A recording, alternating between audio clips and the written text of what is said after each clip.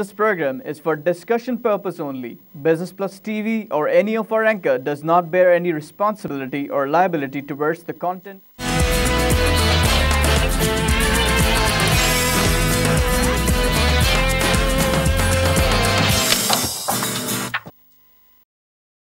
नाज़रीन, welcome to business today. मैं हूं अली नासिर। जिस मौजू के ऊपर नाज़रीन हम रोज़ाना की बुनियादों पर गुफ्तगू करते हैं वो है बिज़नेस, इकोनॉमिक्स, फाइनेंस और इसके अलावा मुकामी और बैनुल-अक़वामी मंडियाँ। आज हफ्ते का आगाज़ है, मंडे का दिन है, इसलिए मैं आपको ये बतलाता चलूँ कि मामलात कुछ इस तरह से कि मार्केटें तो 2 दिन बंद रहीं।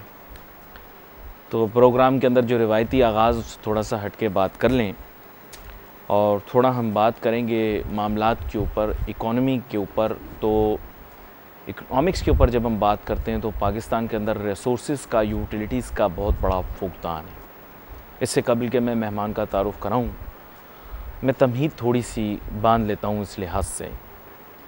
कराची की आबादी तकरीबन 20 से 25 मिलियन होगी, यानी तकरीबन 2 करोड़ से 2.5 करोड़। कोई कुछ बोलता है, कोई कुछ बोलता है।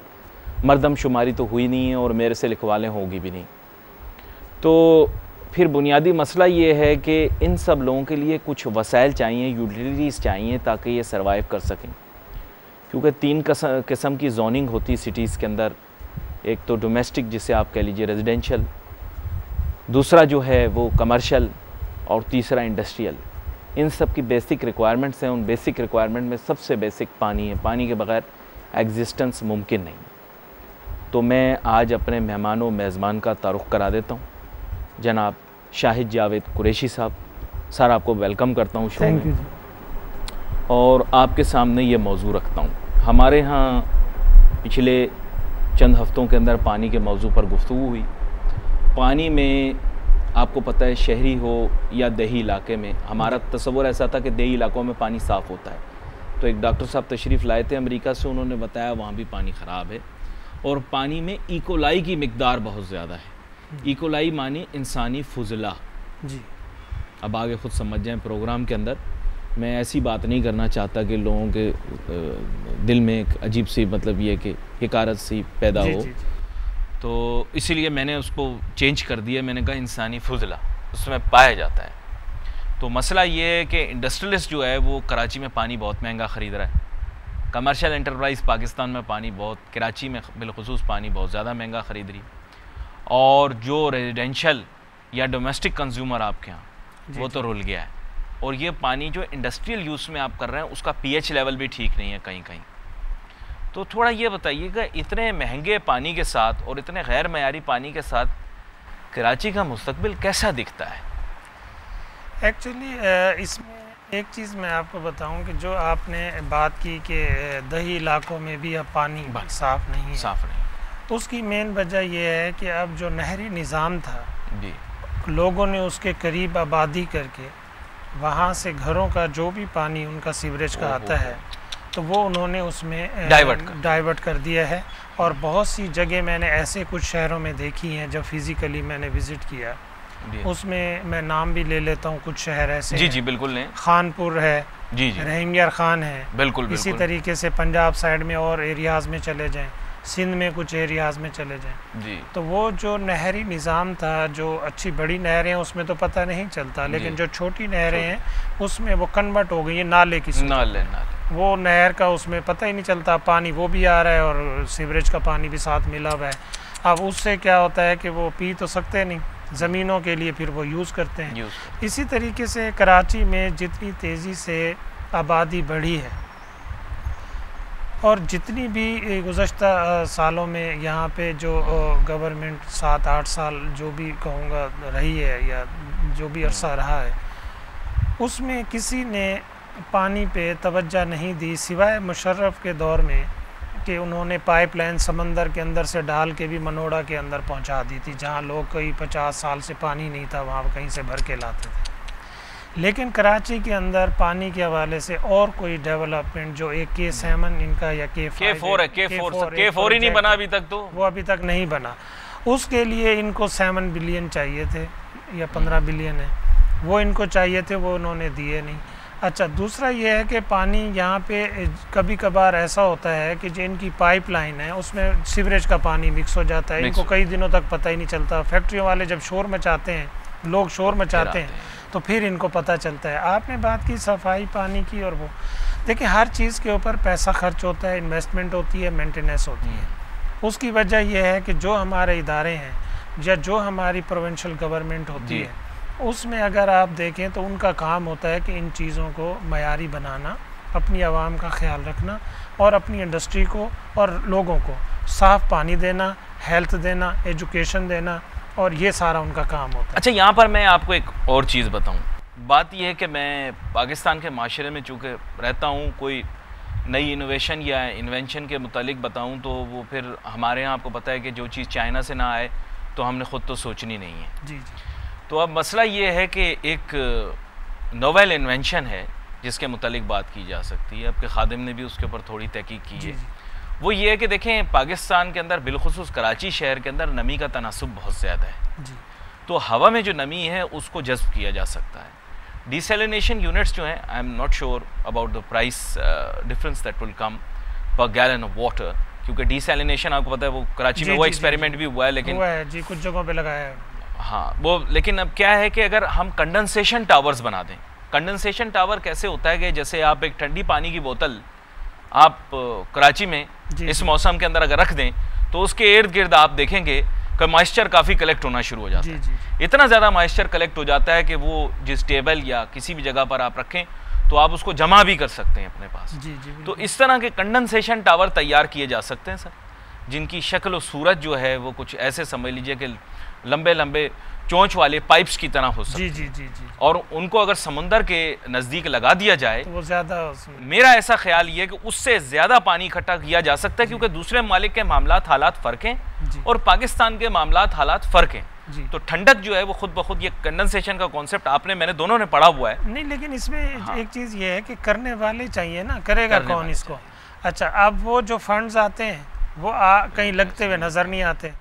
अब वो अगर नजर प्राइवेट पार्टी कर सकती है, कोई प्राइवेट पार्टी कर सकती है। पर गैलन बड़ी कॉस्ट देखें, दुनिया में बहुत से लोग और पाकिस्तान में बहुत से लोग वो करना चाहते हैं, जॉइंट वेंचर करके ये कराना चाहते हैं, लेकिन आगे उसके जो प्रोसीजर होता है वो इतना लेंदी होता है, उसमें ऐसी चीज़ें इन्वॉल्व हो जाती हैं कि वो 2-2 साल तक वो मीटिंग्स ही चलती रहती हैं और उस पर इम्प्लीमेंट नहीं होता। लेकिन कोई प्राइवेट पार्टी ये कर सकती है because it's very very economical. आपको पता है इसके लिए इसका तरीकाकार ये है, simply I will just say रफली, I don't know whether it's been done in the world or not, लेकिन चूंकि मैं बहुत ज़्यादा, लेकिन मेरा जहन अटका हुआ था। अब इन्होंने कहा थोड़ा गैर रवायती मौजू जो मईशत से ताल्लुक़ रखता, ज़रूर बात करें।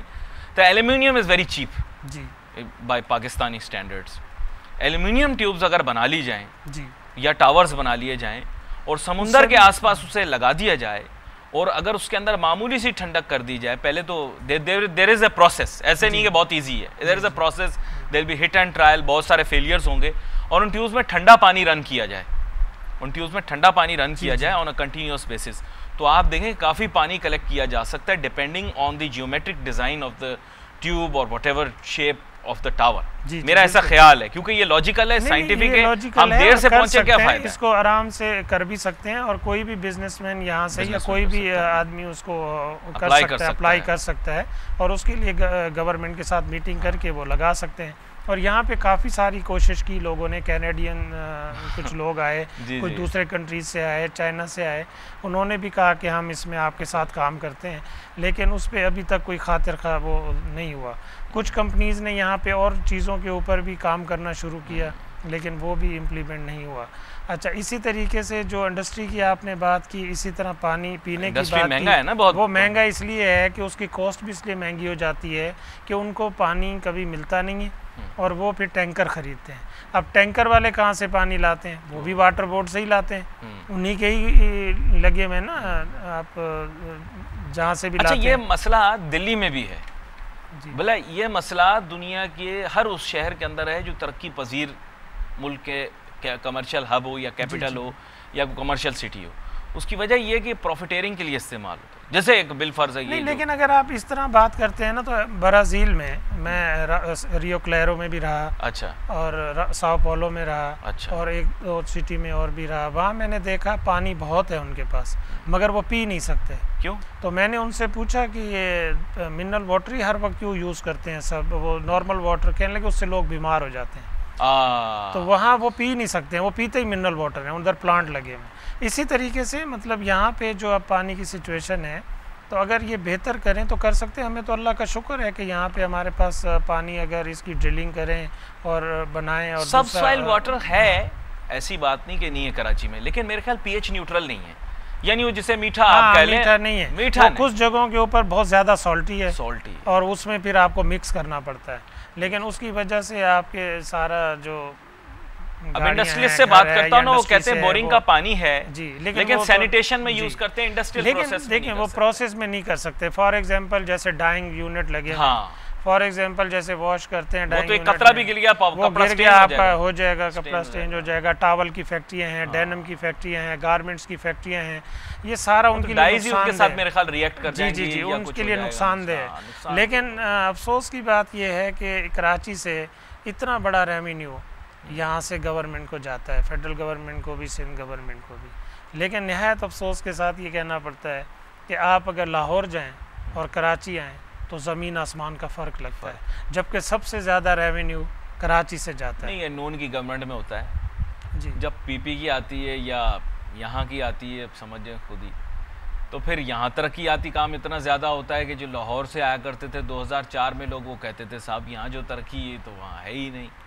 लेकिन फिर उसको 5, 6, 7 चलें, आपको याद होगा एक और भी थे, नाज़िम नेमतुल्लाह खान साहब भी थे जी, अभी भी मेरे ख्याल जो है वो नाजिम तो नहीं है, लेकिन वो लोग वो मजाक किए बना हुआ था कि उन्होंने गाड़ी में खुदाल रखा हुआ है। जी जी जी, वो जहाँ जाते हैं वो भी सड़कें उनके दौर में भी बड़ी तामीर हुई। नहीं, एक्चुअली स्टार्ट उन्हीं के दौर में हुआ था, काम उन्होंने भी किया, काम उन्होंने स्टार्ट उन्होंने किया था, फिर लेकिन उसके बाद जो काम हुआ वो फिर इतना ज्यादा काम था, तामीर कराची, तामीर पाकिस्तान, जिसमें आपके काटी वो कोरंगी में भी बड़ा काम हुआ, कोरंगी में होना चाहिए था, ऐसे हुआ, मेन रोड बना, मेन रोड, और वो इतना डिले करते गए कि वो रोड तो बन गया लांडी तक, लेकिन उसके सर्विस रोड जो हैं वो कंप्लीट नहीं हुए। आखिर में उन्होंने वहीं पे ही उसको छोड़ दिया, उसमें टाइम भी काफ़ी लग गया।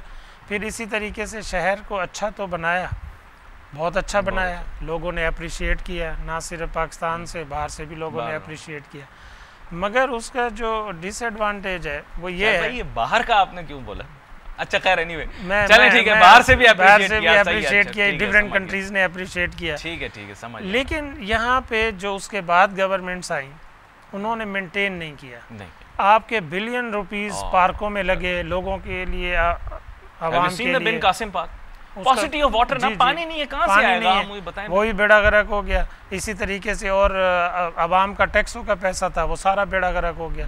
ट्रांसपोर्ट के लिए स्टॉप बनाए हुए थे और सड़कें बनाई थी, कुछ और जगह वो पानी ना होने की वजह से सर लोगों के मैसेज आ रहे हैं कि अब कराची की बात कर रहे हैं, दूसरे शहरों की भी बात करें। जी जी बिल्कुल, खादिम करेगा दूसरे शहरों की भी बात। हम तो इसलिए बता रहे थे कि water cost is very high, industrial perspective से भी उसको देख रहे हैं, बट आई एम श्योर इसमें बहुत सारे लोगों ने ये कहा है कि पंजाब के भी, क्योंकि जब आप मेरे से गुफ्तगू कर रहे थे बहुत सारे लोगों के मैसेज आ रहे थे, तो मैं उस मौजू के ऊपर बड़ी तफसीली गुफ्तगू तो नहीं कर सकता जो 10-15 मिनट हमें मिले, लेकिन ये कि पंजाब के भी बहुत सारे शहर हैं, ख़ासतौर पे मेरे बहुत सारे रिश्तेदार सियालकोट में रहते हैं।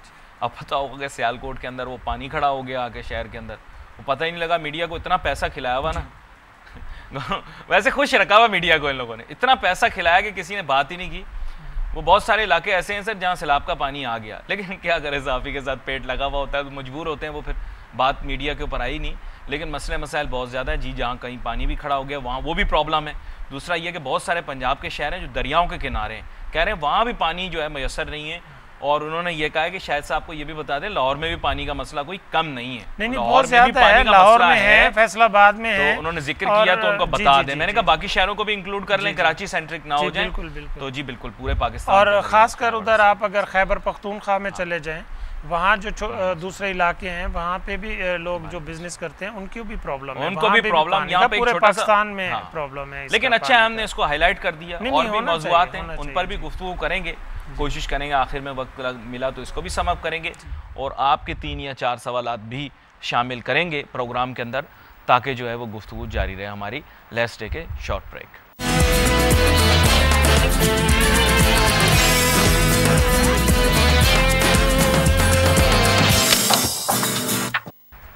नाज़रीन वेलकम बैक। आफ्टर ब्रेक गुफ्तगू जारी है जनाब शाहिद जावेद कुरैशी साहब के साथ। प्रोग्राम में ब्रेक पे जाने से पहले शाहिद साहब बड़े ही अहम मौजू के ऊपर आपके साथ गुफ्तगू कर रहा था।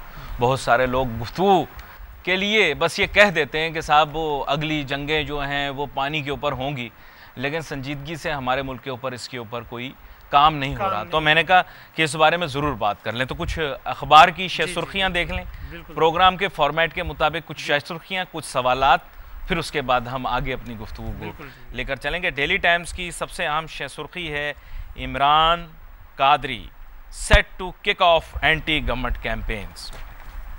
कमेंट करने की कोई ज़रूरत नहीं है, अगर दिल नहीं चाह रहा तो मुझे पढ़ना ज़रूरी है वो मैं पढ़ दूंगा।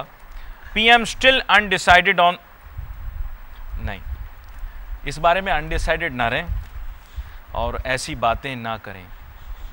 नहीं समझ गए ना आप मेरे पास? जी बिल्कुल समझ। वैसे पोस्टर तो कराची में अभी भी लगे हुए हैं। Raja takes oath as AJK's new PM। Sir मैं आपको बताता चलूँ कि आज़ाद जम्मू कश्मीर के प्रेसिडेंट जो हैं सरदार मोहम्मद याकूब खान साहब, मैंने कहा लोग इनको ज़्यादा जानते, नहीं सदर पाकिस्तान भी होते, ये आज़ाद जम्मू कश्मीर के हैं। हाँ वो ये प्राइम मिनिस्टर भी रहे। अब ये नहीं पूछ लेना मुझसे कि सदर पाकिस्तान का, नहीं आज़ाद कश्मीर के, आज़ाद कश्मीर प्राइम मिनिस्टर भी रहे हैं, प्राइम मिनिस्टर भी रहे हैं। और अब जो प्राइम मिनिस्टर हैं उनका नाम है राजा फारूक हैदर खान। बचपन में गया था ना तो आज़ाद कश्मीर में, तो इनके बैनर लगे हुए थे, बहुत पहले के इलेक्शन की बात कर रहा हूँ, राजा फारूक के ना, तब चेहरा बिल्कुल फ़र्क होता था, अब चेहरा बिल्कुल फ़र्क हो गया है। लेकिन यह है कि राजा फारूक हैदर खान साहब को मुबारक देते हैं, प्राइम मिनिस्टर बन गए ये आज़ाद जम्मू कश्मीर के। और आगे भी हमारी ख्वाहिश रहती है हमेशा कश्मीर के मौजू के ऊपर कभी कभार आपके साथ भी गुफ्तगू हुई, हम प्रोग्राम के अंदर कभी कभी बात कर देते हैं। एक और ख़बर है sir, economic growth, equitable wealth, pivotal for poverty alleviation. ये किसने कह दिया? ये कह दिया जनाब federal minister of planning development and reform Ahsan Iqbal, भी सियालकोट से। जी एहसन इकबाल, हाँ इन्होंने ये मेरे ख्याल बात की है, बहुत अच्छी बात की है। सर सीपैक का क्या बना? सीपैक का एहसन इकबाल साहब तो सीपैक के वजीर नहीं है? छोड़े सर, अब लोग पूरी प्रेजेंटेशन भी दी थी और कन्विंस किया था लोगों को। सर छोड़ें सर, मेरा दिल दुखेगा, मेरा दिल दुखेगा, मैं लोगों के सवाल पढ़ दूं आपकी इजाज़त से।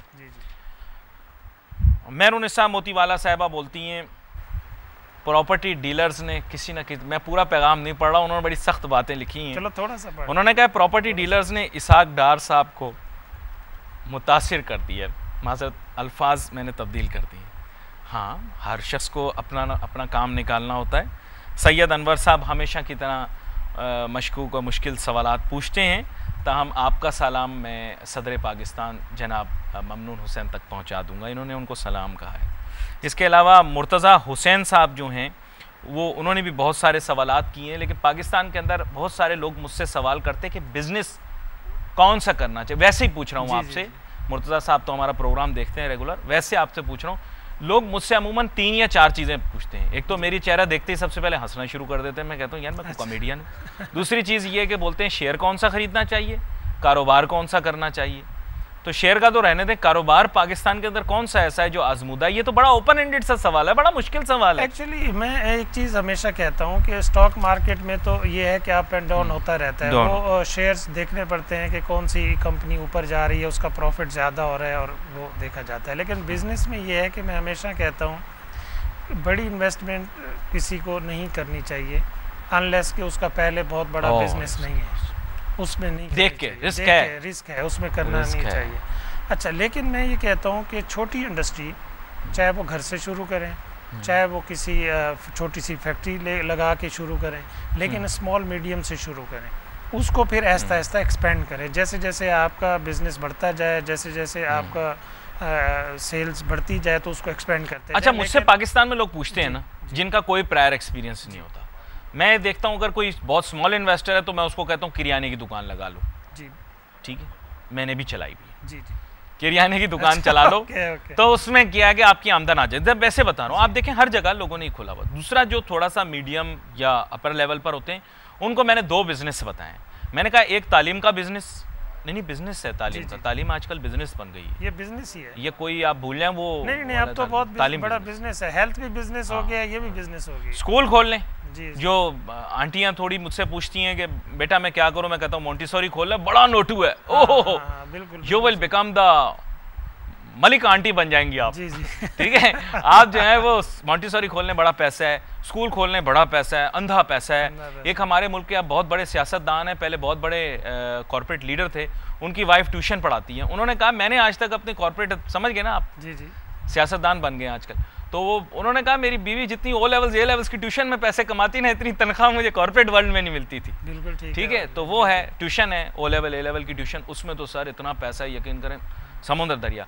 और यूनिवर्सिटियां देखें, सारे जितने मालदार लोग हैं पाकिस्तान के अंदर, उन्होंने यूनिवर्सिटीज बना ली, तो एजुकेशन अपने कद और हिसाब से। और दूसरा ये है कि पाकिस्तान में कभी शादियां बंद नहीं होंगी, कुछ लोग एक से जायद करने की कोशिश करेंगे लेकिन माशरा उनको इजाज़त नहीं देता।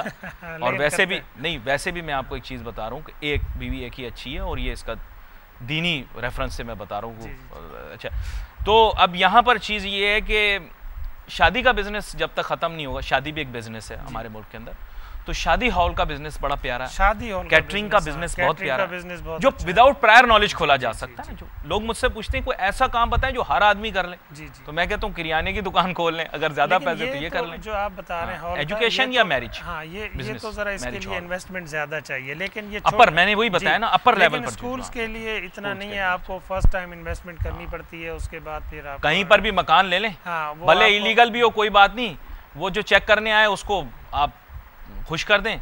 और आजकल रेजिडेंशियल एरिया में लोन स्कूलें खोली हुई हैं, रेजिडेंशियल में खोली हुई, कोई प्रॉपर स्कूल तो है नहीं, बेंगलोर में उन्होंने बनाए हुए हैं, और उधर ही आप इधर ही देख लें, आप क्लिफ्टन चले जाएं, आप डिफेंस चले जाएं, आप गुलशन इकबाल चले जाएं, ये बिजनेस ज़्यादा होना शुरू हो गया। और अगर आपको बिल्कुल ही कुछ नहीं आता, बिल्कुल ही कुछ नहीं आता, तो आप पार्लर का बिजनेस भी शुरू कर सकते हैं।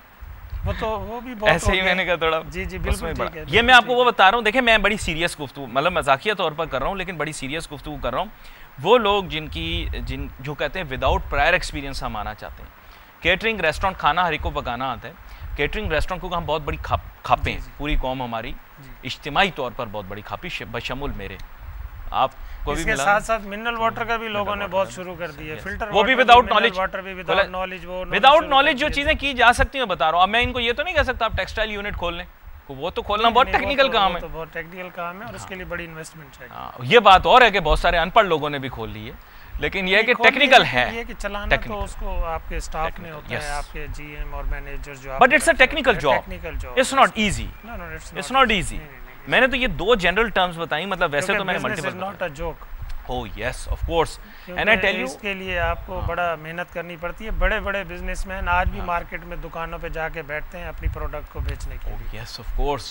लेकिन मैं जो जनरल मैं बताऊं, केटरिंग एंड एजुकेशन, आपने बहुत अच्छा किया। किसी ने अगर स्टार्ट करना है कम इन्वेस्टमेंट से, तो आई थिंक ये पॉलर एजुकेशन से स्कूल जो है, मोंटेसरी स्कूल्स हैं, या अगर बड़ा पैमाने पे करना है तो यूनिवर्सिटी है, उसकी बहुत अभी हमारे पास ज़रूरत है, कमी है, क्योंकि अच्छे स्टूडेंट जब निकलते हैं तो उनको अच्छी यूनिवर्सिटीज नहीं मिलती, अच्छे स्कूल्स नहीं मिलते, तो उसके लिए वो भी ज़रूरी है। दूसरा आप शादी हॉल, केटरिंग वगैरह मैंने बताया, केटरिंग का बिजनेस ये बहुत बड़ा है, उसमें शादी हॉल भी है जी, आप ऐसा कह लें खापे का बिजनेस। जी वैसे तो हमारे यहाँ हर बंदा ही जो है वो, लेकिन ये कि basically it's got a lot of potential. मैं अब आपको एक छोटी एग्जांपल देता हूँ, and this is very serious, I'm being very serious, because everyone who meets me, शायद साहब, I'm telling you, everyone who meets me, first वो समझता है कि मैं को बहुत बड़ा गुरु हूँ, तो I know a lot, I'm just a TV analyst, anchor kind of a आजकल तो वो शॉप भी खोल सकती हैं, बैग्स हैं जैसे लेडीज बैग्स। सर वो तो फिर बहुत वाइड है स्कोप, वो थोड़ा पर मैंने रिस्ट्रिक्ट कर दिया उसको एजुकेशन एंड केटरिंग, क्योंकि ये ऑल वेदर है। मैं आपको एक चीज बताऊं, इकोनॉमी अच्छी है या इकोनॉमी बुरी है, मैंने इसको बड़ा टेस्ट एंड ट्राई किया है। मैं 2004 से इस पर रिसर्च कर रहा हूँ कि पाकिस्तान में कौन सी 2 ऐसी इंडस्ट्रीज हैं जो कि फ्लरिश कर रही हैं। एक केटरिंग फ्लरिश कर रही है, प्रॉफिट मार्जिन कुछ भी हो, प्रॉफिट मार्जिन ज़्यादा, और एजुकेशन, ये दोनों फ्लरिश करेंगी। इकोनॉमी चाहे नीचे जाए, इकोनॉमी चाहे ऊपर जाए, कारोबार अच्छा हो या बुरा, आपका कोई होने वाला सिलसिला है। हाँ, और ये आदमी करे तो इसके अगर आपकी किसी बेकार जगह के ऊपर भी शादी हॉल, केटरिंग या रेस्टोरेंट है ना, यकीन करें आप मट्टी भी बेच रहे हैं, चने चाट में डाल के लोग खाएंगे। इस मुल्क में मैंने ये देखा है, बिल्कुल ऐसे। और दूसरा मैंने ये देखा है कि एजुकेशन के लिए क्या क्या खिला रहे हैं लोग खिला रहे हैं, तो लोग खा रहे हैं बेचारे। और दूसरा मैंने ये देखा है एजुकेशन का, आप जंगल में भी जाकर स्कूल खोलें आपको यू विल फाइंड, मैंने ये देखा है, जो मेरी इंटरप्रिटेशन है वो ये है कि these two businesses are doing really well. अच्छा, यहाँ पर अगला सवाल है, उसकी जानिब भी चलते हैं सर। मलिक साहब का भी एबटाबाद से सवाल भी लेते हैं, मेरे पास वक्त सिर्फ एक या दो सवालों का प्लीज़। इन्होंने कल पूछा था एहसन खान साहब ने बैंकिंग सेक्टर के मुतालिक, मैं अपनी राय मुख्तसर एक जुमले के अंदर, आप अपने देखिए। मेरे ख्याल से बैंकिंग जो है ना पाकिस्तान के अंदर कुछ इस तरह से डिवाइस कर दी गई है कि पाँचों उंगलियां घी में सर कढ़ाई में, तो ये मुस्तकिल मज़े में है। लेकिन मसला ये है कि इनके प्रॉफिट्स अभी तक मैं कोई ऐसे को खातिर खा हिट होते मॉनेटरी पॉलिसी के जी मैं कोई इनके प्रॉफिट्स इतने ज़्यादा कोई हिट होते देख नहीं रहा, और ना ही मैं ये देख रहा हूँ कि ये प्राइवेट सेक्टर फाइनेंसिंग की तरफ जाएंगे। तो ये अपना मार्जिन रखेंगे, ये डिपॉजिटर को रेट कम कर देंगे, अपना स्प्रेड बरकरार रखेंगे। ऐसे ही है, बिल्कुल इन्होंने ऐसे ही किया है। और दूसरा ये है कि बैंकों ने एक काम और किया है कि वो अब लोन जो हैं वो गवर्नमेंट को दे रहे हैं, क्योंकि उनको पता है गवर्नमेंट से पैसे वापस आ ही जाने कभी ना कभी, और उसका इंटरेस्ट भी अच्छा मिल जाता है। इसी तरीके से ये बिजनेसमैनों को जो लोन देंगे तो वो ज़ाहिर है उसमें थोड़ा सा प्रॉब्लम है, लेकिन इनको हालांकि देना चाहिए, स्मॉल मीडियम वालों को देना चाहिए, इनको इंडस्ट्री को देना चाहिए, उनको नहीं दे रहे, कभी भी गवर्नमेंट को दे रहे हैं। गवर्नमेंट बहुत बोरो कर रही है, गवर्नमेंट बहुत बोरो कर रही है। और लेकिन कह रहे हैं कि ये छूट जाएगी जान। देखें, बैंक आपने कहा बिल्कुल सही मजे में। दूसरे कंट्रीज में देख लें, उनका 1%, 4%, 3% होता है, उसको नॉर्मल करके चलते हैं। उसके ऊपर भी वो जब कोई प्रॉपर्टी खरीदते हैं या किसी बिजनेस के लिए पैसा लगाना होता है तो पहले वो चेक करते हैं कि हमारे एलिजिबल हैं उस लोन के लिए। यहाँ चाहे एलिजिबल हैं या नहीं है, लोन लोग ले लेते हैं अगर उसके पास तगड़ा कोई पवा है या कहना चाहिए सोर्स है, तो वो ले लेते हैं लोग, लेकिन फिर बेनिफिट लेकिन उसमें फिर ये है कि बैंक क्यों मज़े में रहते हैं, क्योंकि वो लोगों को प्रेशर डाल के कुछ वो करके उनसे वापस उनकी प्रॉपर्टियां रख लेते हैं जो आधी कीमत पे इन्होंने लोन दिया होता है और उस डबल कीमत पे वो। तो आपने सही कहा कि बैंक हर लिहाज से मज़े में, लेकिन इनकी सर्विसेज वो इतनी कोई खास रेपुटेशन कोई इतनी को खास नहीं है। बहुत मैं कहूँगा कि पाकिस्तान के अंदर बहुत सब स्टैंडर्ड सर्विस और बहुत ही सब स्टैंडर्ड वैल्यू प्रोपोजिशन है बैंकों के साथ। उसकी वजह ये है कि ये बैंक्स वैल्यू प्रोपोजिशन बहुत ही वीक ऑफर कर रहे हैं, लेकिन ये है कि आगे जाके हमें बड़ी खुशी थी कि फॉरेन बैंक्स आए थे। ये बहुत ज़्यादा इसकी मार्केटिंग करते हैं, प्रोडक्ट्स निकालते रहते हैं, लेकिन वो एक जो अट्रैक्शन होती है ना वो अभी तक नहीं है। सर जब तक फॉरेनर खुद नहीं आएगा ना, फॉरेन बैंक नहीं, फॉरेनर गोरा जब तक खुद नहीं आएगा ना बैंकिंग में, बैंकिंग ठीक नहीं होगी। क्योंकि गोरे को बंदा देखकर ही बंदा खुश हो जाता है बैंक के अंदर, हाँ माइकल बैठा हुआ, बंदा वैसे ही खुश हो जाता है। एक जमाने में आए हुए थे ये गोरे, गोरे आए थे, बैंक्स थे यहाँ पे लोग, लेकिन अब दुनिया से अब वो चीज नहीं, अब तो they have all gone. I think one is left. और मुझे किसी ने बताया था, मे बी आपने भी सुना हो, कि some Chinese are willing to buy new bank और मे बी सम बैंक, है ना, कोई वर्क कर रहे हैं। ये वो है कि जो अपना बैंक नहीं ला रहे, they are going to buy something over here. वो खरीद के फिर उसको एक्सपैंड करेंगे। I don't know whether what would be people's approach, लेकिन Chinese are very commercial minded people, तो वो वैल्यू प्रोपोजिशन बहुत अच्छी देंगे, ये मैं आपको बता दूं। वो अच्छी देंगे, वैल्यू प्रोपोजिशन अच्छी देंगे, उनको नॉलेज भी है इसकी कि इसको कैसे लेके चलना हमारे जैसे मुल्क के अंदर, because they have not had the opportunity of exploring a south east Asian market like ours. India में तो वो नहीं है मेरे ख्याल से। पाकिस्तान वाहिद कंट्री है जिसमें बैंक हर तरह से मजे में, सबसे ज्यादा इंटरेस्ट रेट इनको जाता है सर, 5 उंगलियां घी में और सर कढ़ाई में, और पैर भी जो है ना वो भी कढ़ाई में डाल दिए इन्होंने। इतने पैसे इनके सर। मलिक सईद साहब का वो ना रह जाए बात, केपीके की नुमाइंदगी, वो सलाम नहीं कर रहे, सिर्फ कमेंट दे रहे हैं आपकी ही कमेंट पर। उन्होंने कहा कराची का पानी तो गवाले ले जाते हैं और केपीके का पानी सैलाब में बह जाता है। इसके साथ उन्होंने आंख भी मार दी है। और ये मतलब उनका बेसिकली क्या है, उन्होंने कमेंट दिया। हमारे पास 1 मिनट था, मैंने कहा जल्दी से इनका सवाल। एक अच्छा काम जो किया है, जो अच्छा काम है वो हम उसको अप्रिशिएट करेंगे। इन्होंने 100 बिलियन जो है इस दफ़ा केपीके को दिए हैं डेवलपमेंट के लिए। अच्छा, अब वो उसको चाहिए कि उनको पानी को स्टोर करें और उसी पानी को यूटिलाइज करें और दूसरे प्रोविंसेस को भी अगर वो दें, क्योंकि वहाँ बारिशें बहुत ज़्यादा होती हैं आइस भी होती है, स्नोफॉल वगैरह भी होती है, तो इनको वो डैम्स वहाँ भी बनाने चाहिए छोटे छोटे, और वो पानी को स्टोर करना चाहिए, वो इनके सबके बहुत काम आएगा। ये इन्होंने बहुत अच्छी बात की है कि कराची का पानी तो उन्होंने सही कहा कि गवाले ले जाते हैं और काफ़ी सारा चोरी भी हो जाता है, काफ़ी सारा इनके अपने मिल के बंदे बेच भी देते हैं, और उनके बच्चे भी कनाडा इधर उधर पढ़ते रहते हैं, जबकि उनकी तनख्वाह बहुत थोड़ी होती है।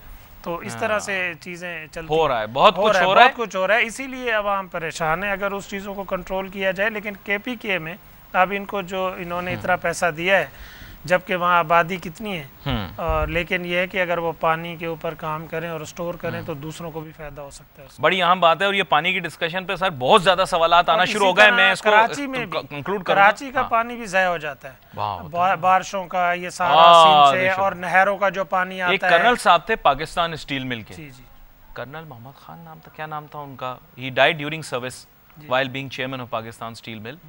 उन्होंने मुझे कहा कि मैंने पाकिस्तान स्टील मिल के अंदर बेसिन्स बनाए जी, और मैं जो जितना स्टील टाउन का, पाकिस्तान स्टील का जितना पानी होता है ना जी, वो मैं उसमें इकट्ठा कर लेता हूँ, झीलें बनाई हैं मैंने। तो बड़े विजनरी आदमी थे, लेकिन मेरे ख्याल इदारे के अंदर इतना ज़्यादा दबाव था। मैं भी जब उनसे मिला तो मैंने उनके चेहरे पर बहुत ज़्यादा दबाव देखा। आपको पता है उस इदारे के अंदर क्या क्या काम हो रहे थे और क्या क्या हो रहा है। तो I think he was under tremendous amount of pressure, but he was a good man। उन्होंने क्रिकेट स्टेडियम भी बनाया था वहाँ पे। अच्छा, वक्त हमारे पास ख़त्म हो रहा है। मैंने कहा आखिरी कमेंट भी शामिल कर दे, फिर इसको कंक्लूड कर देते हैं। कैप्टन उमेर मियां साहब लाहौर से कह रहे हैं कंडेंसेशन टावर की कीमत कौन बियर करेगा, भाषा दासू डैम क्यों नहीं बना लेते। सर, भाषा और दासू डैम नहीं, अगर आप सिर्फ जो मेट्रो बस के जो ओवरपास बने हुए हैं ना, उसका पानी है ना, वो किसी जगह इकट्ठा कर लें तो वहां भी डैम बन जाएगा। मैंने ऐसा सुना है कि पानी बहुत खड़ा हो गया। वीडियो देखी है, उसके ऊपर पानी खड़ा था, और जब वो गुजरी मेट्रो, फ्री कार वॉश, वो नीचे जितने लोग जा रहे थे वो सारे नहा गए। चलो, ये बातें धुल गई। अच्छा, ऐसी गैर रवायती बातें आपको या तो सोशल मीडिया पे मिलेंगी या बिजनेस प्लस पे मिलेंगी, क्योंकि बाकी साफियों ने तो नहीं, बाकी साफियों ने अपना बड़ा ख्याल रखा हुआ है। जी, उनका इसलिए ख्याल रखा, हुकूमत भी बड़ी अच्छी है।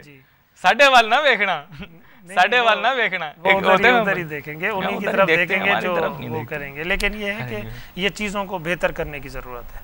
हाँ, ये बहुत ज़रूरी है, और हमेशा की तरह बहुत मुझे अच्छा लगता है जब भी आप प्रोग्राम पर तशरीफ़ लाते हैं, और हम बात भी बड़ी अच्छी कंक्लूसिव करने की कोशिश करते हैं। वक्त हमारे पास चूँकि ख़त्म हो रहा है, इसलिए मैंने कहा सोशल मीडिया के पते नाजरीन हमारे वक्तन फ़वक्तन बिज़नेस प्लस के आपके सामने स्क्रीन पर फ्लैश होते रहते हैं। प्रोग्राम पे भी हम मुस्तकिल बुनियादों पे कोशिश करेंगे कि सोशल मीडिया के पते जो हैं वो आपके सामने आएँ, ताकि उन पर आप पैगामात भेज सकें। आपका खादिम अली नासिर जो है सोशल मीडिया पे बहुत ज़्यादा मुतहरिक है। अगर आप मुझे ढूंढना चाहते हैं तो अली नासिर बिज़नेस प्लस मेरी पहचान है। अली नासिर बिज़नेस प्लस लिखकर गूगल कर लीजिएगा, मेरे सोशल मीडिया के पते आपको मिल जाएंगे। फेसबुक मांगता है, मेरे पास है नहीं, तो इस वजह से आप उसमें अली नासिर लिखेंगे तो कोई पराया, कोई पड़ोसी, कोई अनजान सा आदमी आपको दिखाई देगा। लेकिन गूगल पे लिखेंगे तो खादिम आपको मिल जाएगा। अली नासिर ECO मेरा फेसबुक पे पता है, facebook.com/अली नासिर ECO।